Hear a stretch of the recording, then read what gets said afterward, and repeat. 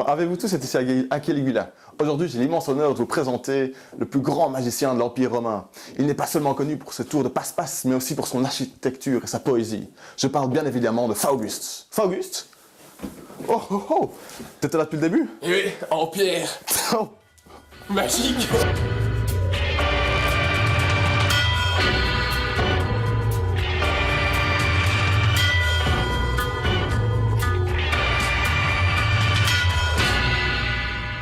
Eh oui. Et donc, mais d'où vient toute cette magie? Bien, merci à Caligula de m'accueillir ici dans ton studio. Eh ben, j'aimerais d'abord, avant tout, faire un tour de magie, te parler de mon dernier livre. Ok, J'ai vas-y. écrit avec Otis le Scribe, Ah. qui dit il n'y a pas de bonne ou de mauvaise situation. Et pour le moment, on l'a vraiment vendu beaucoup, Ah ouais, combien? 8, et on est vraiment fiers de ça. Ok, et t'as fait d'autres ouvrages ou... Oui. Avec Amon Bofis, j'ai écrit Bande de chacals. Vous allez tous mourir comme des chacals. Ok, on va passer aux démonstrations. Ah, mais comme des chacals?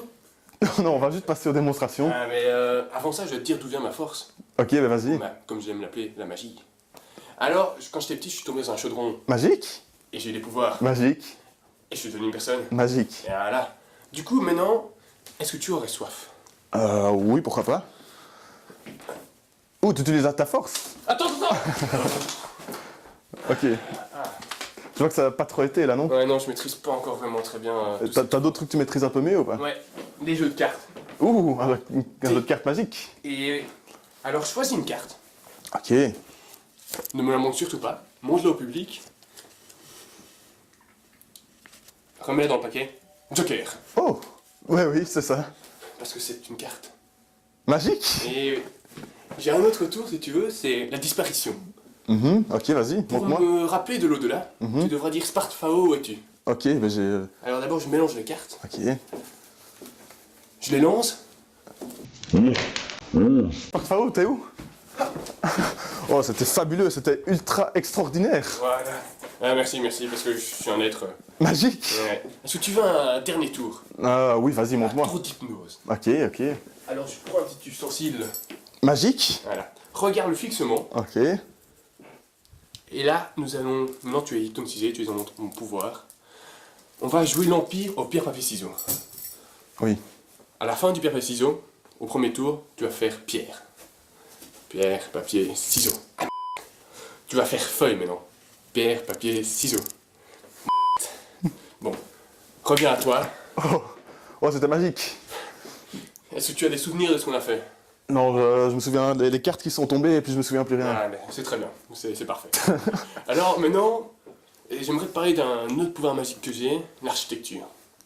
J'ai créé il n'y a pas longtemps une tour à Pise et j'en suis vraiment très fier parce qu'elle est toute droite. Elle va rester droite toute sa vie. Et du coup, voilà, ce sera un exemple pour beaucoup de générations. Ouais. Ah, mais j'imagine.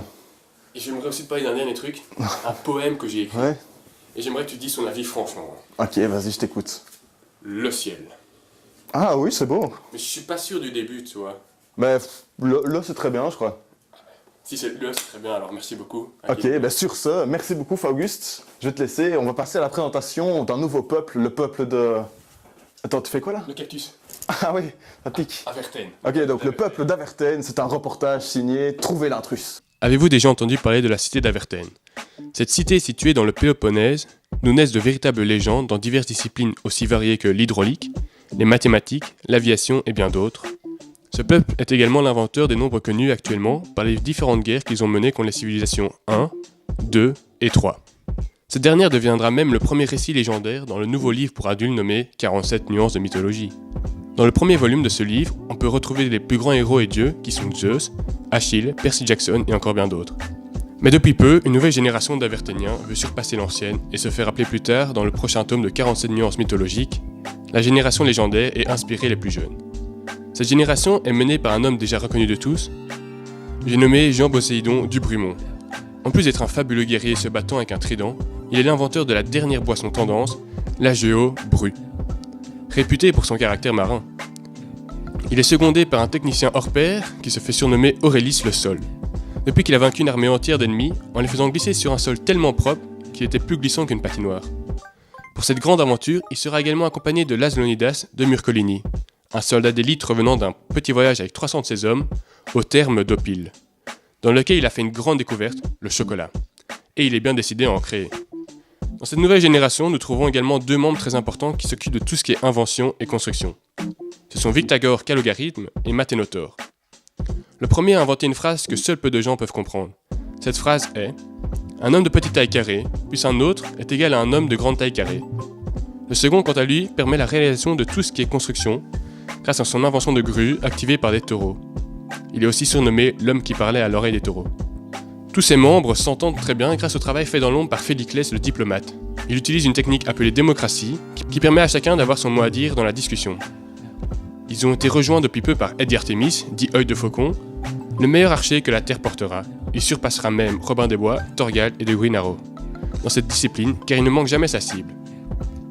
Et Victor Olifly, qui a un rêve bien précis, qui consiste à être le premier homme à voler. Il a déjà essayé avec des ailes en cire, et en projetant un char dans les airs, qui était proche de fonctionner, surtout le Airchar. Il confectionne maintenant un nouveau prototype appelé un Airbus, qui sera beaucoup plus résistant que les 2 autres. Cette civilisation très riche dans tous les domaines aura son mot à dire pendant ces jeux.